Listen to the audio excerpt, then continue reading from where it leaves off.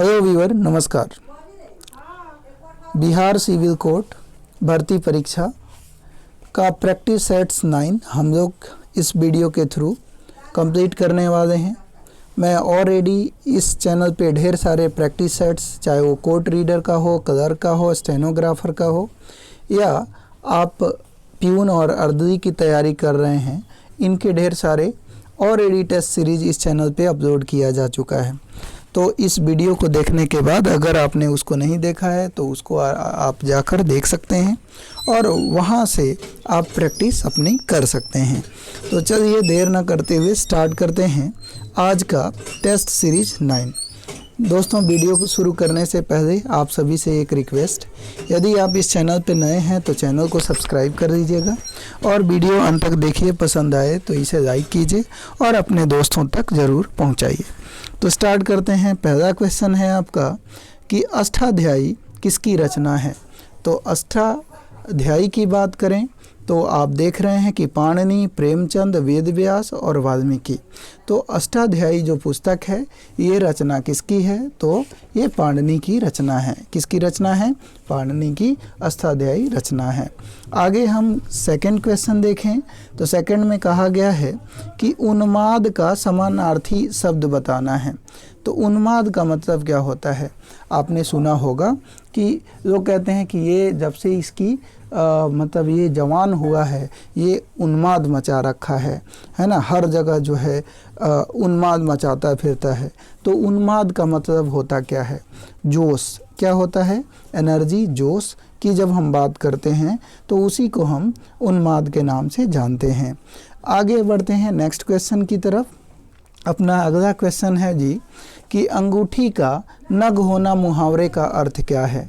तो अंगूठी का नग होना की जब हम बात करते हैं फ्रेंड, तो कोई भी चीज़ जब कहते हैं ना कि ये चीज़ हमारे अंगूठी का नग है, इसका मतलब वो चीज़ आपके लिए काफ़ी इम्पोर्टेंट है, बहुत ही ज़्यादा प्रेशियस है, बहुत ही ज़्यादा कीमती है। तो कोई चीज़ जब बहुत ज़्यादा कीमती होगी तो उसी को आप कह रहे होंगे कि अंगूठी का नग होना। अब मान लीजिए कि सपोज कीजिए कि मेरी एक बेटी है और वो बहुत ही प्यारी है मेरे लिए, तो मैं कह सकता हूँ कि वो मेरी अंगूठी की नग है, यानी वो मेरे लिए बहुत ज़्यादा कीमती है। समझ पा रहे हैं? तो इतना आप समझ गए होंगे। अगला है नेक्स्ट क्वेश्चन है जी आपका तबेले की बला बंदर के सिर। जो किक्ति का अर्थ क्या है? तो तबेले की बला बंदर के सिर, ये मुहावरा है। और इसका अर्थ क्या है? इसका अर्थ होता है फ्रेंड कि किसी का अपराध दूसरे के सिर पर डालना, है ना। तो किसी का अपराध जो है दूसरे के सिर पर मढ़ना। आपने देखा होगा कि इंडियन पॉलिटिक्स में ख़ास तौर पे आपने देखा होगा कि जो गरीब मजदूर, ऑटो रिक्शा, ख़ास तौर पे जो साइकिल वाली पहले रिक्शा चलती थी, वो चालक क्या करते थे? रोड के किनारे सोते थे। और कोई बड़ा पॉलिटिशियन कोई घटना को अंजाम दे दे या किसी पॉलिटिशियन के घर पे कोई विपक्ष का लीडर जो है पथराव कर दे, तो क्या होता था कि जनरली जो सड़क पर सोने वाले जो मजदूर हैं उनको पकड़ के और जेल में डाल दिया जाता था और ब्लेम किया जाता था। अगले दिन पेपर में आता था कि इन लोगों ने फलाने पॉलिटिशियन के घर पे पथराव किया है या घर में आगजनी करी है। तो आप इस तरह से समझ सकते हैं कि अपराध किसी और का होता था और सिर पे किसी और के लगता था। तो ऑप्शन नंबर सी के साथ हम चलेंगे। नेक्स्ट क्वेश्चन की बात करेंगे फ्रेंड। नेत्री शब्द का पुल्लिंग क्या है? नेत्री का मतलब क्या होता है? यानी जो फीमेल जो पॉलिटिशियन होती हैं उनके लिए नेत्री का यूज करते हैं। तो मेल पॉलिटिशियन के लिए हम किसका यूज कर रहे होंगे? नेता का।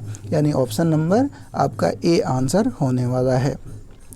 अगला क्वेश्चन देख लेते हैं।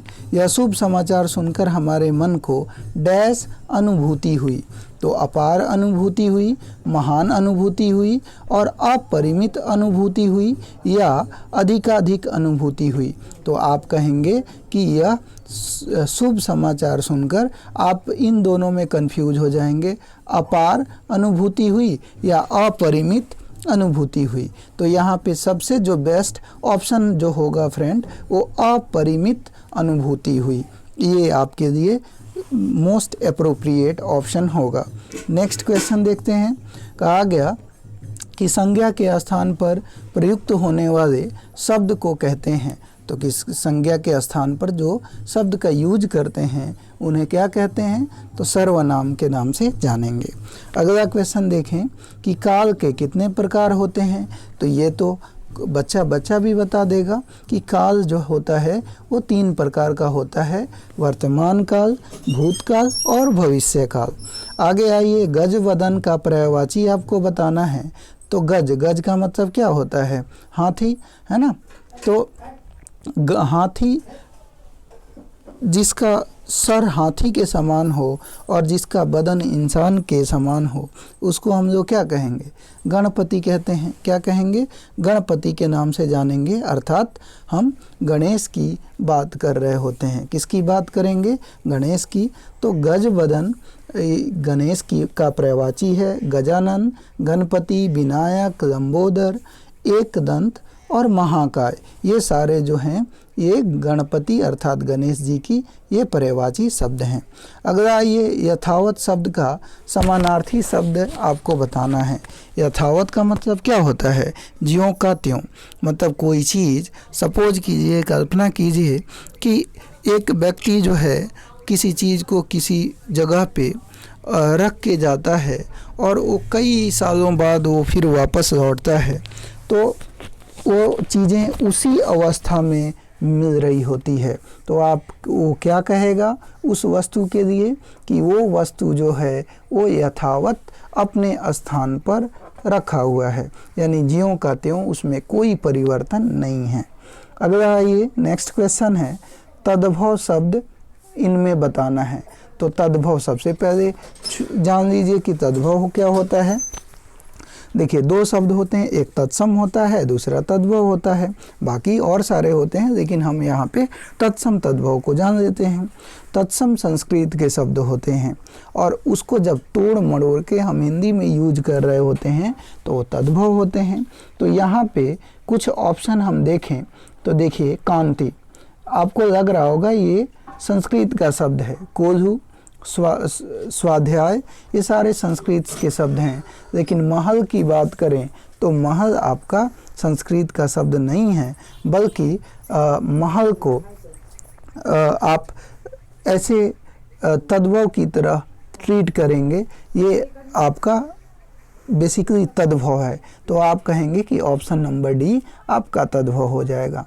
अगला देखिए तत्सम शब्द। तो तत्सम की अभी बात कर रहे थे, यानी संस्कृत के वैसे मूल शब्द जिनमें कोई छेड़छाड़ हम ना करें और उसको हिंदी में धड़ल्ले से यूज करें, वैसे शब्द को तत्सम बोलते हैं।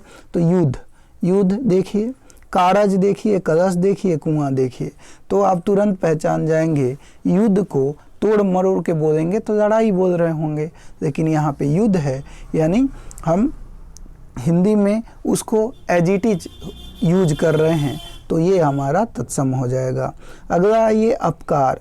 अपकार क्या होता है? किसी का अनादर, किसी का डिसरेस्पेक्ट करना, किसी व्यक्ति को मतलब तिरस्कृत करना, अपमानित करना।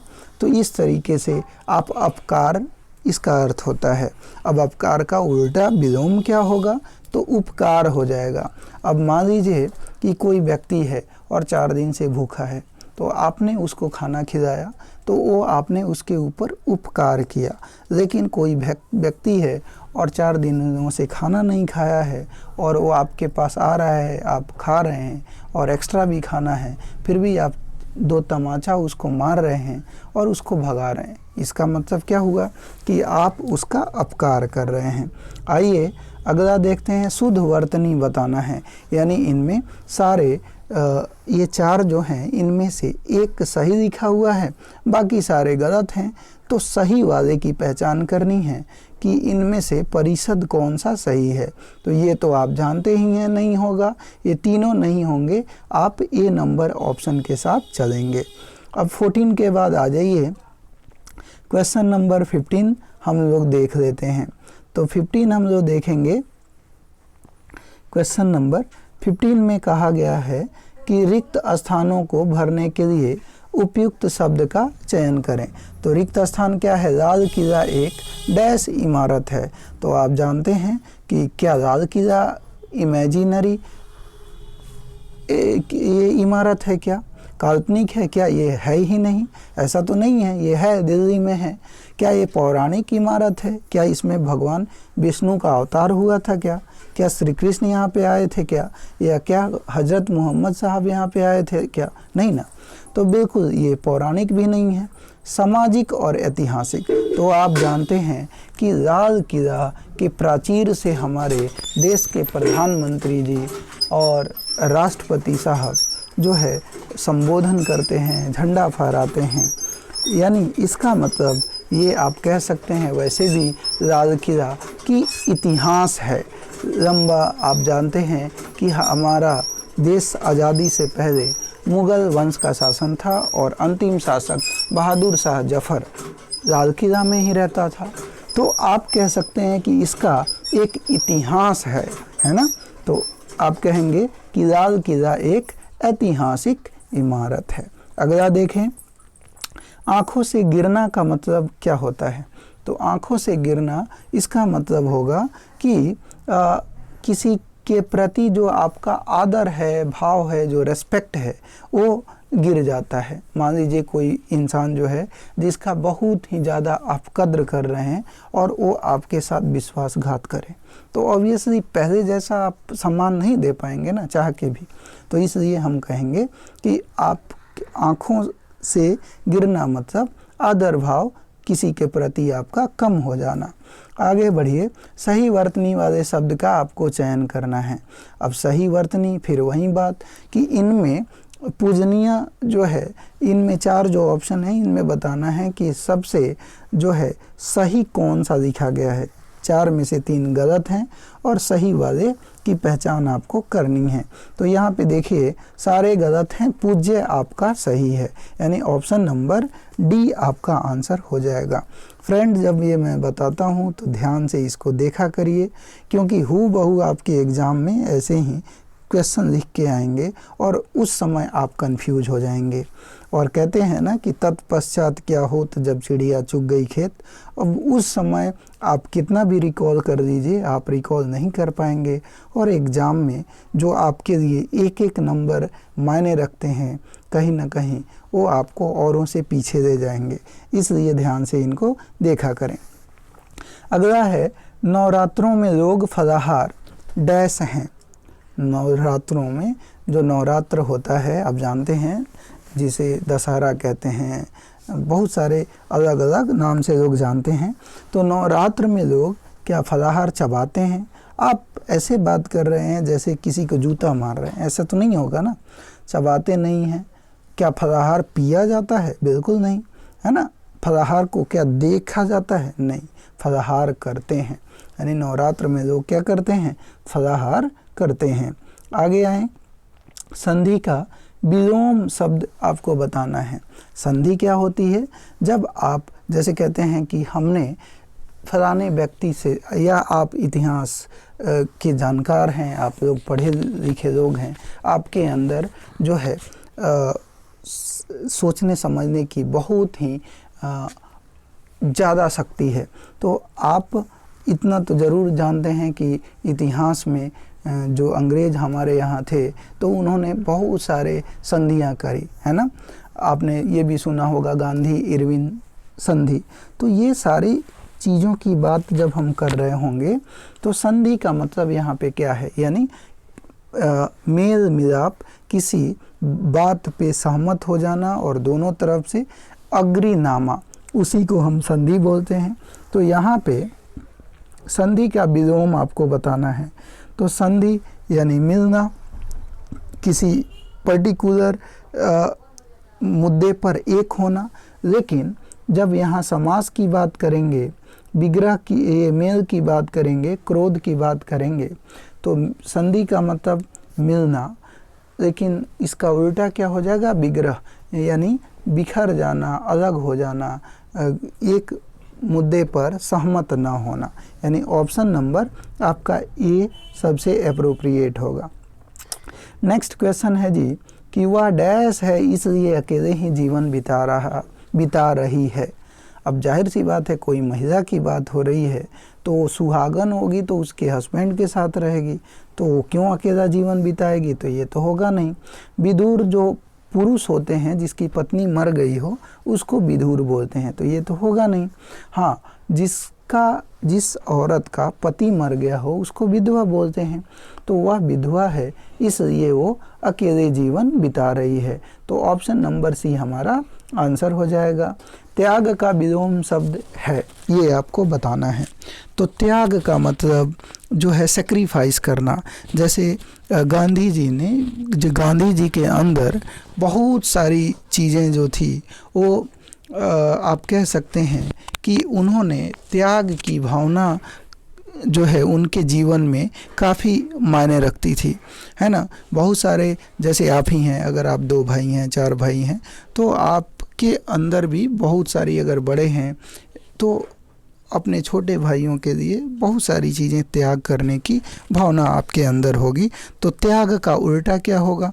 ऑब्वियसली यहाँ पे आप कहेंगे ग्रहण करना, यानी त्याग मतलब सेक्रीफाइस करना किसी चीज़ पे।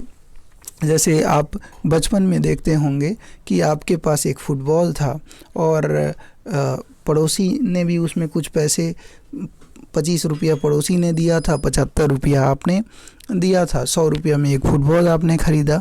और एक समय के बाद तुरंत आपस में लड़ाई होने लगी। वो कहता मेरा फुटबॉल है, आप कहते मेरा फुटबॉल है। आपके फादर आए और आपके फादर ने कहा कि नहीं बेटा तुम दे दो उनको फुटबॉल, और 75 रुपया आपका शेयर होते हुए भी आपने फुटबॉल दे दिया। तो यहाँ पे आपके फादर ने आपसे क्या कराया? त्याग कराया। तो और उस लड़के ने क्या किया? ग्रहण किया। तो इसका अपोजिट बी आंसर हो जाएगा। नेक्स्ट क्वेश्चन की हम बात करेंगे। अगला क्वेश्चन है, दिल्ली से अनेक पत्रों और पत्रिकाओं का डैश होता है। तो क्या होता है? प्रकाशन होता है। नदी का पर्यायवाची शब्द आपको बताना है। तो पर्यायवाची का मतलब समानार्थी शब्द। तो नदी की जब हम बात कर रहे होते हैं फ्रेंड, तो नदी का पर्यायवाची शब्द तरनी होता है, सरिता होता है, तरिणी होता है, सरी होता है, निर्छरणी होता है। और इनके अलावा अगर हम बात करें तो यहाँ पे पयस्विनी भी नदी का पर्यायवाची शब्द होता है। तो यहाँ पे निर्झरिणी गिवन है, तो ये आपका ऑप्शन नंबर डी आंसर होगा। अगला है भौतिक का विलोम आपको बताना है। तो भौतिक का अपोजिट क्या होता है? अभौतिक हो जाएगा या आध्यात्मिक हो जाएगा। तो यहाँ पे आध्यात्मिक दिया हुआ है, तो ये आपका आंसर होगा। अगले क्वेश्चन की बात कर लेते हैं। कहा गया गुलर का फूल होना। गुलर का फूल आपने देखा होगा, लोग कहते हैं अरे भाई तुम तो गुलर के फूल हो। इसका मतलब वो क्या कहना चाह रहे हैं कि आप कभी दिखाई ही नहीं देते, है ना। तो गुलर का फूल होना मतलब दुर्लभ होना, है ना। अगला है पत्नी का पर्याय शब्द है। तो पत्नी का पर्याय क्या होता है? पत्नी का अर्थ होता है, पत्नी का मतलब किसी व्यक्ति की वाइफ, है ना, उसको वो पत्नी होती है। तो भार्या इसको बोलेंगे, क्या बोलेंगे? भार्या। भार्या हो गया, अर्धांगिनी हो गया, वनिता हो गया और दारा हो गया। ये सारे पत्नी के पर्यायवाची शब्द होंगे। आगे बढ़ते हैं। जिसे कठिनाई से जीता जा सके के लिए एक शब्द है। तो किसी को जब कठिनाई से जीता जा सके उसको हम लोग क्या बोलेंगे, है ना, उसको हम लोग दुर्जेय बोलेंगे। क्या बोलेंगे? दुर्जेय, यानी ऑप्शन नंबर ए हो जाएगा। अब एक और शब्द आता है अजेय। तो अजेय का मतलब क्या होता है? अजेय बेसिकली जब हम बात कर रहे होते हैं, या ये भी क्वेश्चन बार बार पूछा जाता है, तो जिसे जीता ना जा सके, जिसे जीतना संभव न हो, वो अजेय है। लेकिन जिसे जीता जा सके लेकिन उसमें बहुत ही कठिनाई का सामना करना पड़े, उसको दुर्जेय के नाम से हम लोग जानेंगे। आगे बढ़ते हैं फ्रेंड। हाथ से नेक्स्ट क्वेश्चन है जी कि हाथ से लिखा हुआ शब्द समूह के लिए एक शब्द क्या होता है? तो हाथ से लिखे हुए शब्द को क्या बोलते हैं? हस्तलिखित बोलते हैं। क्या बोलते हैं? हस्तलिखित। फ्रेंड, मैं जानता हूँ कि हिंदी यहाँ पे हम डिस्कस कर रहे हैं, लेकिन एक क्वेश्चन आपके लिए है, चाहे तो आप कमेंट बॉक्स में उसका आंसर पता हो तो ज़रूर लिखें। इंडियन कॉन्स्टिट्यूशन, भारतीय संविधान जो है, हाथ से किसके द्वारा लिखा गया था? ये आपका प्रश्न है कि भारतीय संविधान को हाथ से किसने लिखा था। ये आपको जो है कमेंट बॉक्स में अगर इसका आंसर पता हो तो ज़रूर आप बताएं। आगे बढ़ते हैं नेक्स्ट क्वेश्चन की तरफ। Question number 20। यहाँ पे देखें, ये गद्यांश है, पैसेज है, और इसको पढ़ के आपको आंसर देना है। तो चलिए एक बार पढ़ देते हैं। कहा गया यहाँ पे कि यह नहीं भूलना चाहिए कि हमारा जो व्यवहार होता है उसी के अनुसार फल भी मिलता है। जो समाज और संवेदना की नीति मूलक स्थापनाओं को अपने व्यवहार का हिस्सा बनाता है, वही शांति पाने का हकदार होता है। महावीर, बुद्ध, क्राइस्ट, नानक, गांधी अगर हमारे जीवन पर विराजमान हैं तो इसमें उनकी सदासयता, निरहकार और व्यवहार का योगदान है। वे जिए समस्त प्राणियों, प्रकृति और सृष्टि के लिए। उनके मन में किसी के लिए रत्ती भर भी भेदभाव नहीं रहा। अहंकार को विवेक से ही हटाया जा सकता है। गांधी जी ने गुलामी से आज़ादी, मनुष्यता की सेवा और विवेक से मित्रता को अपना लक्ष्य बनाया। सबसे प्रति समान दृष्टि का ही भाव और व्यवहार था कि गांधी जी विश्व नेता बने। गीता में कहा गया है कि जो समस्त प्राणियों के हित में सदा संलग्न रहता है, सबका मित्र होता है। महावीर सत्य की साक्षात अनुभूति में मैत्री की अनिवार्यता की घोषणा करते हैं। यह अनुभव सत्य है कि जो अपना मित्र होगा वह हर किसी का मित्र होगा। आप भी इसे आजमा कर देखें। महसूस होने लगेगा कि जिस शांति के लिए भटक रहे हैं वह कहीं बाहर नहीं, आपके अंदर है। अब ये हमने पैसेज पढ़ा, अब इस पे जो क्वेश्चन है उसको देखते हैं। कहा गया, इनमें से किसे गांधी जी ने अपना लक्ष्य नहीं बनाया? तो गुलामी से आज़ादी बिल्कुल बनाया था, मनुष्यता से सेवा इसको भी बनाया, विवेक से मित्रता बिल्कुल बनाया, गुलामों से आज़ादी को इन्होंने जो है अपना लक्ष्य नहीं बनाया। तो ऑप्शन नंबर डी इसका आंसर हो जाएगा। अगला क्वेश्चन है जी, अनुच्छेद के अनुसार किसे अपने व्यवहार का हिस्सा बनाना चाहिए? तो अपने व्यवहार का हिस्सा समाज और संवेदनाओं के नैतिक मूल्य को अपना हिस्सा बनाना चाहिए। अगला है, गांधी जी विश्व नेता बने क्योंकि? तो गांधी जी आखिर विश्व नेता कैसे बने? क्योंकि सभी के प्रति उनकी समान दृष्टि और व्यवहार थी। अगला है, महावीर, बुद्ध, क्राइस्ट, नानक और गांधी जी में क्या समानता है? सभी ने मानव कल्याण की बात की, मानव कल्याण के लिए ये प्रयासरत रहे। तो ऑप्शन नंबर डी आपका आंसर हो जाएगा। नेक्स्ट क्वेश्चन है जी, कौन सा भिन्न शब्द है? तो देखिए ना, मित्रता, मनुष्यता, वीरता सब में ताता है। इसका मतलब जिसमें मैं ये नहीं कह रहा हूँ 100%, लेकिन ये मान के चलें कि 75% ऐसे शब्द मिलेंगे जिसके लास्ट में ता होगा, तो वो ऑब्वियसली जो है वो भाववाचक को रिप्रेजेंट कर रहा होगा। तो यहाँ पे मित्र अलग हो जाएंगे सारे, बाकी सारे अलग हो जाएंगे। तो आप कह सकते हैं कि ये अन्य तीन जो हैं वो भाववाचक हैं, मित्र जो है वो भाववाचक नहीं है। अगला देखिए, भ्रष्टाचार का संधि विच्छेद बताना है। तो भ्रष्टाचार का क्या होगा? भ्रष्ट प्लस आचार, यानी ऑप्शन नंबर सी आपका आंसर हो जाएगा। और भ्रष्टाचार में पूछा जाए कि कौन सी संधि है तो आपका आंसर होगा दीर्घ संधि। आगे बढ़ते हैं पीयूष का विलोम आपको बताना है। तो पीयूष का विलोम क्या होता है फ्रेंड? चलिए, तो पीयूष का विलोम की अगर हम बात करें तो इसका अर्थ होता है पीयूष अमृत होता है, और उल्टा क्या हो जाएगा? विष हो जाएगा।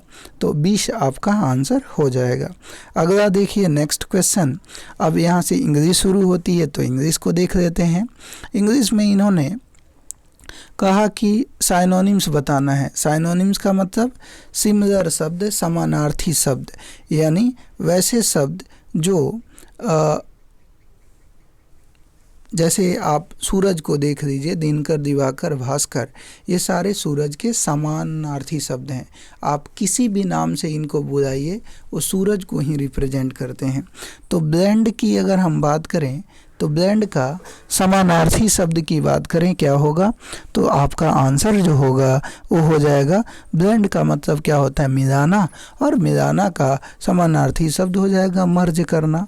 तो ऑप्शन नंबर आपका डी आंसर होने वाला है। अगला आइए, कहा गया कि इसमें क्वेश्चन टैग यहाँ देखिए दिया हुआ है। तो पहले क्वेश्चन टैग को जान लीजिए कि अगर कोई सेंटेंस अगर असर्टिव में है, असर्टिव का मतलब सकारात्मक है, उसमें निगेटिविटी नहीं है, तो उसको हेल्पिंग वर्ब और निगेटिव लगाकर हम उसे क्वेश्चन टैग बनाते हैं। आसान शब्दों में मैं बता रहा हूँ, बाकी पढ़ने के लिए तो बहुत ही ज़्यादा है, लेकिन आपके एग्ज़ाम में अगर आप चाहें तो इनका सहारा ले सकते हैं। जैसे देखिए, you have packed your warm clothes. तो यहाँ पे देखिए कि you have packed your warm clothes, यानी आपने अपने गर्म कपड़े पैक कर लिए हैं, है ना। तो आपने अपने गर्म कपड़े पैक कर दिए हैं, तो ये तो सकारात्मक है।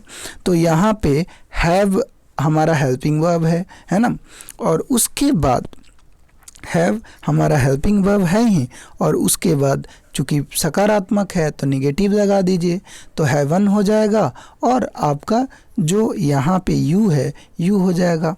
तो आप कहेंगे कि हैवन यू आपका ये क्वेश्चन टैग होगा, यानी आपका ऑप्शन नंबर सी आंसर होगा। अगला क्वेश्चन देख लें। कहा गया select the option that express the given sentence in indirect speech. तो पहले क्वेश्चन पढ़ लीजिए और उसको देखिए कि इनडायरेक्ट स्पीच में कौन सा गिवन है।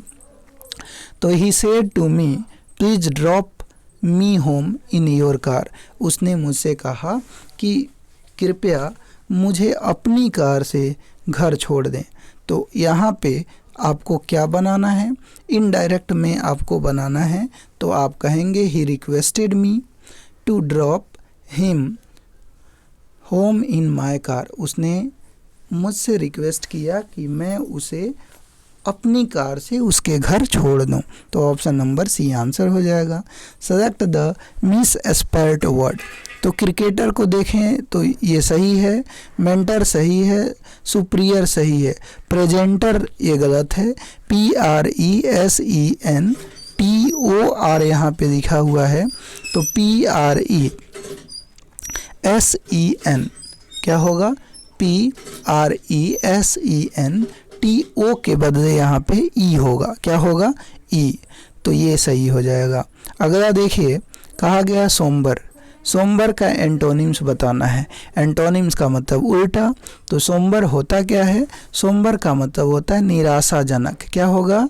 निराशाजनक, है ना। तो मान लीजिए कि आप लगातार मेहनत कर रहे हैं, लेकिन आपको निराशाजनक रिजल्ट प्राप्त होता है। तो कहीं ना कहीं अपनी स्ट्रेटजी को, अपने आप को अवलोकन करने की ज़रूरत है कि आखिर ऐसा क्यों हो रहा है, और आप अपनी गलतियों को रियलाइज करें। जहाँ पे आपको लगे कि यही कारण है कि मैं डिक्लाइन की तरफ जा रहा हूँ, तो उसको ऑब्जर्व करें, आगे बढ़ें। और जो ये आपका सोमवार है, निराशाजनक है, आप यकीन मानिए, जी जान लगाएं तो सही, आप कामयाब होंगे, और जो आपका सोमवार था वो चीयरफुल में बदलने वाला है। तो सोमवार निराशाजनक, चीयरफुल प्रसन्नता। तो ऑप्शन नंबर सी इसका एंटोनिम्स यानी विपरीत हो जाएगा। अगला देखिए, read the sentence carefully, find the grammatically error if any. If there is no error your answer will be D. अब यहाँ पे एक देख रहे हैं सेंटेंस है और सेंटेंस को 4 टुकड़ों में बांटा गया है। एक इसमें टुकड़ा गलत है, उसको आपको पहचान करनी है, और गलत नहीं लग रहा है तो ऑप्शन नंबर डी के साथ चलेंगे। तो देखते हैं, he is about to coming to attend the meeting that will take place tomorrow, no error. तो ही इज अबाउट टू के बाद यहाँ पे V1 आ जाए तो सोने पे सुहागा हो जाए। He is about to come to attend the meeting that will take place tomorrow, यानी अबाउट टू के बाद कमिंग टू ना होकर कम टू हो जाएगा। तो हम कहेंगे कि ऑप्शन नंबर बी हमारा गलत है। अगला है जी, देखिए कहा गया select the option that express the given sentence in passive voice. The green leaves of plants observe the carbon dioxide.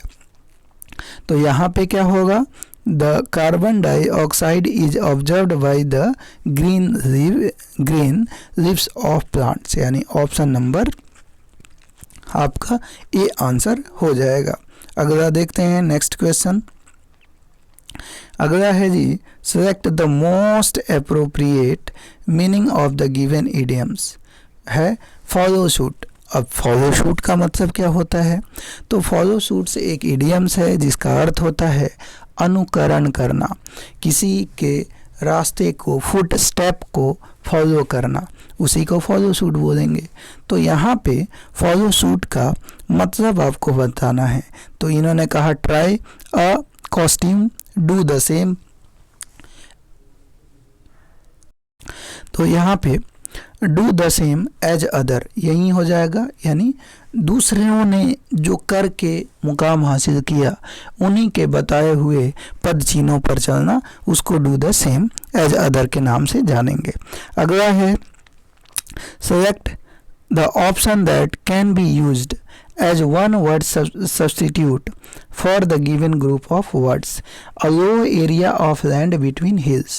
तो a low area of land between hills यानी 2 पहाड़ों के बीच का समतल जगह, उसको हम लोग क्या बोलेंगे, तो वैली बोलेंगे। क्या बोलेंगे, वैली।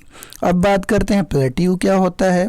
तो ऊंची चौरस भूमि, वैसी भूमि जो कभी पहाड़ हुआ करती थी, घिस पीट के छोटी हो गई है, वो प्लेट्यू है। और बीच आप तो जानते ही हैं, है ना, पुराने वाले बीच पे गाना सुना होगा, तो वो हो गया। और गल्फ तो खड़ी होती है। आगे आइए, अगला है कि select the most appropriate meaning of the given idioms. Swim with the tide. अब स्विम विद द टाइड का मतलब सामाजिक तौर तरीकों के अनुसार, क्या, सामाजिक तौर तरीकों के अनुसार चलना, उसी को बोलते हैं स्विम विद द टाइड। ये इडियम्स है। अब इसका अर्थ क्या होगा, इसमें कौन सा अप्रोप्रिएट होगा, तो ऑप्शन नंबर सी को देखें, agree with the popular opinion, ये आपका आंसर सी हो जाएगा। अगला देख लेते हैं। अब यहाँ पे 1 वर्ड सब्स्टिट्यूशन आ गया, अनेक शब्दों के लिए एक शब्द का प्रयोग। A place where government records are kept. एक ऐसा जगह जहाँ पे गवर्नमेंट जो है अपनी रिकॉर्ड रखती है, उसको आर्काइव के नाम से जानते हैं। अगला देखिए, कहा गया read the sentence carefully and find grammatically error if any. If there is no error your answer will be D. तो इसमें the sceneries of Kashmir is worth seeing, no error. तो देखिए सीनरीज कुछ नहीं होता, सीनरी होता है। तो ऑप्शन नंबर ए आपका गलत हो गया।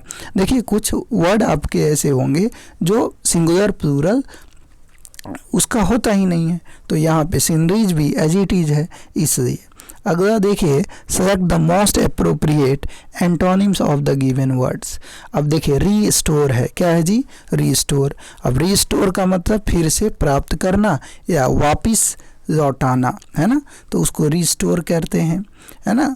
तो उसको हम यहाँ पे आपसे एंटोनिम्स पूछा गया, विपरीतार्थक पूछा गया, तो वापस अगर लौट आया तो ठीक है, लेकिन वो डैमेज हो गया तो ख़त्म हो गया, है ना। तो इसका ऑप्शन बी हो जाएगा। यहाँ पे फिर साइनोनिम्स बताना है। तो कन्फ्लिक्ट का मतलब होता है लड़ाई झगड़ा युद्ध, है ना। और उसका सिमिलर क्या होगा, तो कॉन्फ्लिक्ट का मतलब यहाँ पे बैटल हो जाएगा। क्या हो जाएगा, बैटल, लड़ाई झगड़ा। तो ऑप्शन नंबर सी आपका आंसर हो जाएगा।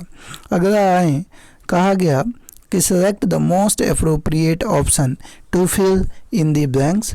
The guard insisted dash seeing the ID card of the visitors. तो यहाँ पे आपका आंसर जो होगा वो ऑन हो जाएगा, यानी the guard insisted on seeing the ID card of the visitor, यानी ऑप्शन नंबर ए आपका आंसर हो जाएगा।